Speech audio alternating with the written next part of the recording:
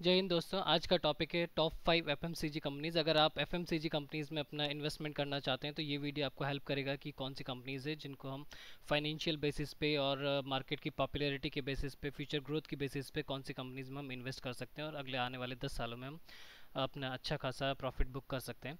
हालांकि पहला स्लाइड देख के ही आप समझ सकते हैं कि मैंने टॉप 5 कंपनीज को जो रखा है उनके चेयरपर्सन वगैरह कौन है, इससे हिंट ले सकते हैं। तो आइए चलते हैं, शुरू करते हैं इस वीडियो को। इस वीडियो में मैं आपको बताना चाह रहा हूँ कि एफएमसीजी सेक्टर में जो कंपनीज ट्रेड कर रही हैं उनमें अगर आप देखेंगे तो ब्रिटानिया ने सबसे ऊपर जो है पिछले 10 सालों में 1500% का रेवेन्यू जनरेट किया है। रेवेन्यू नहीं, प्रॉफिट, मतलब प्रॉफिट दिया है आपका। अगर यहाँ पे आपने 1 लाख लगाया होता तो 10 साल में आपका 15 लाख इसने कर दिया होता आज 2020 में। इसी तरह से बाकी कंपनीज का भी आप यहाँ पे पैटर्न देख सकते हैं कलर वाइज।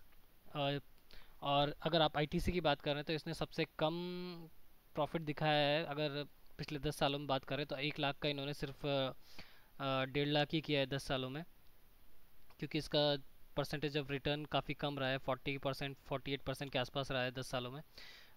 तो ये था ग्राफ वाइज 10 सालों का, जिसमें आप इसकी परफॉर्मेंस को देख सकते हैं। अभी ये शुरू करते हैं। मैंने अपनी इस लिस्ट में 5वें नंबर पे रखा है प्रॉक्टर एंड गैम्बल्स को, क्योंकि इसके प्रोडक्ट्स आप देख लीजिए। इसकी प्रोडक्ट कैटेगरी पॉपुलर है लेकिन कम है, थोड़े से प्रोडक्ट्स इसके मार्केट में कम है लेकिन पॉपुलर हैं। जैसे आप टाइड ले लो, विक्स की गोली ले लो, हेड एंड शोल्डर्स ले लो, पैम्पर्स, ऑरल बी, ओले, पॉपुलर प्रोडक्ट्स हैं।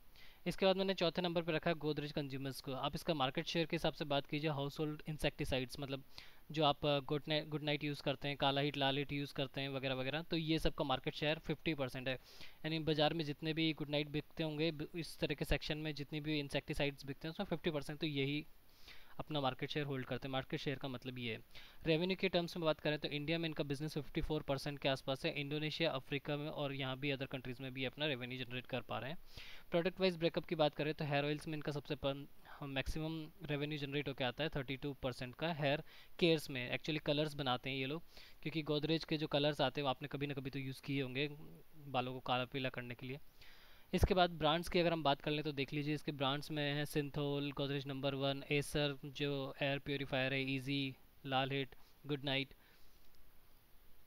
पॉपुलर प्रोडक्ट्स हैं। अब इसके बाद मैंने अपनी कंपनी में तीसरे नंबर पर रखा है डाबर इंडिया को, जिसका भी आप एफएमसीजी की तगड़ी कंपनी है, इंडियन कंपनी है, प्योरली बर्मन फैमिली की बिजनेस है, जिन्होंने कोलकाता से अपना बिजनेस शुरू किया था।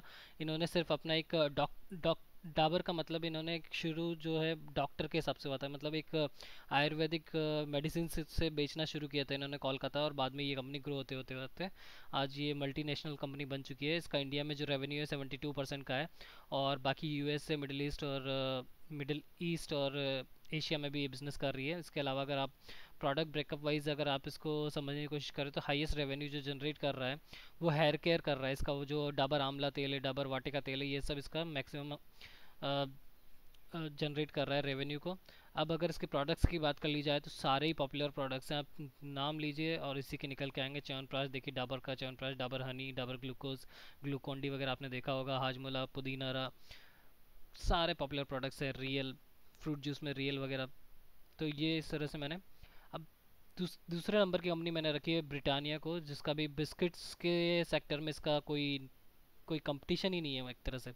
इसका जो बिस्किट के क्षेत्र क्षेत्र में काम हो रहा है वो 30% का तो मार्केट शेयर अकेला ब्रिटानिया का है। यानी अगर मार्केट में 100 तरह के बिस्किट हैं तो 30 तरह के बिस्किट तो अकेले ब्रिटानिया का ही निकल के आता है।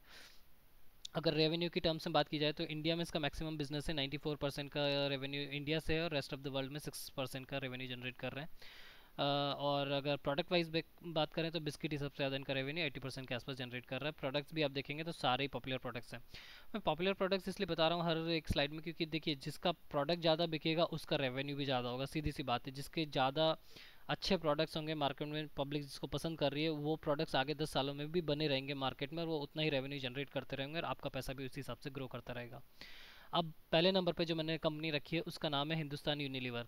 इसके प्रोडक्ट्स लिस्ट में आप देखिए बहुत सारे प्रोडक्ट्स हैं और सारे ही पॉपुलर हैं, और उसके जो मार्केट शेयर है, देखिए मार्केट शेयर के टर्म्स में भी कितना बड़ा बड़ा मार्केट शेयर है। 54% का स्किन केयर के सेगमेंट में, डिश वॉशिंग के सेगमेंट में 55% है, शैम्पूज़ के सेक्शन में 47% का है, और पर्सनल केयर्स में भी 37% का जो है इनका मार्केट शेयर है। अगर आप इनको जो है रेवेन्यू के टर्म्स में बात करेंगे तो इंडिया में मैक्सिमम रेवेन्यू जनरेट कर रहे हैं 96% का, रेस्ट ऑफ द वर्ल्ड में 4% का रेवेन्यू जनरेट कर रहे हैं। क्योंकि ये जो कंपनी है हिंदुस्तान यूनिलीवर, ये वो हिंदुस्तान की कंपनी है और इसकी जो पेरेंट कंपनी है यूनिलीवर वो एक ग्लोबल कंपनी है और वो हर एक कंट्रीज़ में अपना अपना अलग ब्रांच खोल के रखती है। जो इंडिया में ब्रांच है वो हिंदुस्तान यूनिलीवर है। अब इसकी जो बात कर ली जाए, सबसे मैक्सिमम रेवेन्यू किसने जनरेट किया है? ब्यूटी एंड पर्सनल केयर, मतलब साबुन, तेल, कंघी, शैम्पू, ये सब ब्यूटी केयर्स में आता है, फेयर एंड लवली, ये सब। अगर आपको वो प्रोडक्ट्स लिस्ट दिखाऊंगा बाद में। अब प्रॉफिट के हिसाब से बात कर ली जाए कि टैक्स वैक्स काट के सब कुछ काटने के बाद कितना मैक्सिमम प्रॉफिट कौन बुक करा के देता है, इनका यही है segment, beauty and personal cares वाला। अब ब्यूटी एंड पर्सनल केयर्स में आप देख लीजिए x, Dove, Lifebuoy, lux, Pepsodent, pond, Rexona, Sunsilk, ये सब इतना बड़ा लिस्ट है। फेयर एंड लवली इतना बड़ा लिस्ट है कि आप नाम लीजिए, इन्हीं का निकल के आएगा कि यही जितना प्रोडक्ट आप यूज़ कर रहे हैं मैक्सिमम इन्हीं का प्रोडक्ट यूज़ कर रहे हैं। तो आप देख लीजिए, जो आप घर में जिस कंपनी के ऊपर ज़्यादा खर्चा कर रहे हैं, अपना अपना जितना प्रोडक्ट इनका यूज़ करेंगे, कंपनी का रेवेन्यू इस हिसाब से बढ़ता रहेगा। प्रोडक्ट लिस्ट आप देख लीजिए पॉज करके चाहो तो, बहुत बड़ी लिस्ट है। प्योरिट से लेकर के एक्स से लेकर के सब कुछ इनका है। अब देखिए, अब मैं फाइनेंशियल्स की बात करता हूँ कि क्यों मैंने इन कंपनीज़ को इस तरह से कैटेगराइज किया है कि 1 2 3 4 मैंने इसको नोटिफाई किया है।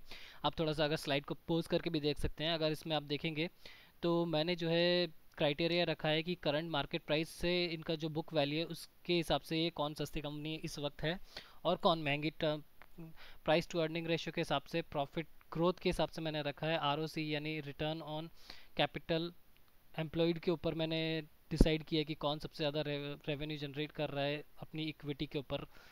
तो उस हिसाब से मैंने इन कंपनीज़ को यहाँ पे कैटेगराइज किया है। पहले नंबर पे मैंने हिंदुस्तान यूनिलीवर को, क्योंकि इसका आरओसी हर साल देखिए 117% के हिसाब से ग्रो कर रहा है और मार्केट कैप में भी ये सबसे नंबर 1 कंपनी, 5 लाख का मार्केट कैप है। दूसरे नंबर पर मैंने ब्रिटानिया इंडिया को रखा है क्योंकि इसका जो बिजनेस के, इस बिस्किट के फील्ड में इसका कोई कंपटीशन ही नहीं है, बिना कंपटीशन की कंपनी काफ़ी अच्छे से भाग रही है। अब यहाँ पे इसका डेट टू इक्विटी रेशियो आप देखेंगे 0.92 है, लेकिन वो एक समझने की बात है कि इसका जो एक्चुअल डेट है वो 2400 करोड़ का है, मार्केट कैप ही 84,000 करोड़ का है। तो कहीं भी नहीं है, 1 से 2 साल में ये कंपनी डेट फ्री हो सकती है। लेकिन इसका डेट भी इतना नहीं है जितना रेशियो दिखा रहा है। रेशियो इसलिए होता है क्योंकि ये जो बुक वैल्यू है वो 31 टाइम्स ऊपर चल रहा है। अगर इसकी एक्चुअल वैल्यू निकालेंगे तो ये 3,527 जो इसकी करंट वैल्यू, उसमें डिवाइड कर दो 31 का, लगभग 100 सवा 100 के आसपास की करंट वो प्राइस निकल के आएगी। तो उस प्राइस के हिसाब से इसका डेट टू इक्विटी निकाला जाता है। यानी डेट अगर 2400 है तो इक्विटी इसकी लगभग 2500-600 करोड़ की होगी, इस हिसाब से निकाला जाता है। तो ये फिगर वैसे समझने के लिए मैथमेटिकल फॉर्म में ऐसा है, लेकिन आप बिहेवियर के हिसाब से समझने की कोशिश करेंगे तो ये कुछ भी नहीं है, डेट फ्री कंपनी एक तरह से। तो इस पैरामीटर्स में मैंने ये सारे प्रोडक्ट्स को चूज़ किया है। अगर आपको वीडियो अच्छा लगता है और इस तरह के वीडियोस आप देखना चाहते हैं तो मेरे चैनल को सब्सक्राइब कर सकते हैं। Thanks for watching, bye bye.